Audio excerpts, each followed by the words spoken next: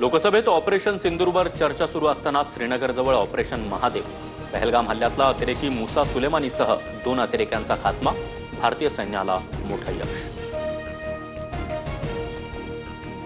पाकिस्तानी आर्मीचा माजी para commando Hashim Musa ठार, आयएसआयच्या सांगण्यावर लष्कर ए तोयबासाठी काम करायचा, 20 लाखाचं बक्षीस असलेल्या अतिरेक्याला कंठस्नान.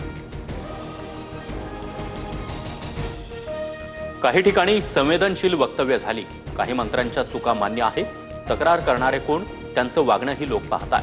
वर्ध्यातील बैठकीमध्ये फडणवीसांचं वक्तव्य. ठाकरेंच्या शिवसेनेच्या नेत्यांनी राज्यपालांची भेट घेतली. योगेश कदम, गिरीश महाजन, नितेश राणे आणि संजय शिरसाट यांच्या राजीनाम्याची मागणी. माणिकराव कोकाटेंबद्दलचा निर्णय तुम्हाला सांगण्याची गरज नाही. माणिकराव कोकाटेंच्या प्रश्नावर अजित पवारांचा पत्रकारांना उलट सवाल.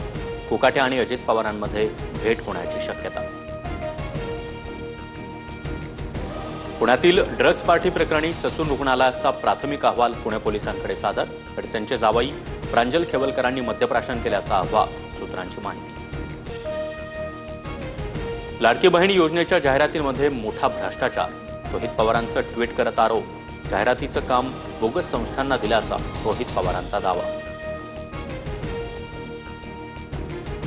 शनी शिंगणापूरचे माजी विश्वस्त नितीन शेटे यांची गळफास घेऊन आत्महत्या. तपास पूर्ण झाल्यानंतर आत्महत्येचं नेमकं कारण स्पष्ट होणार.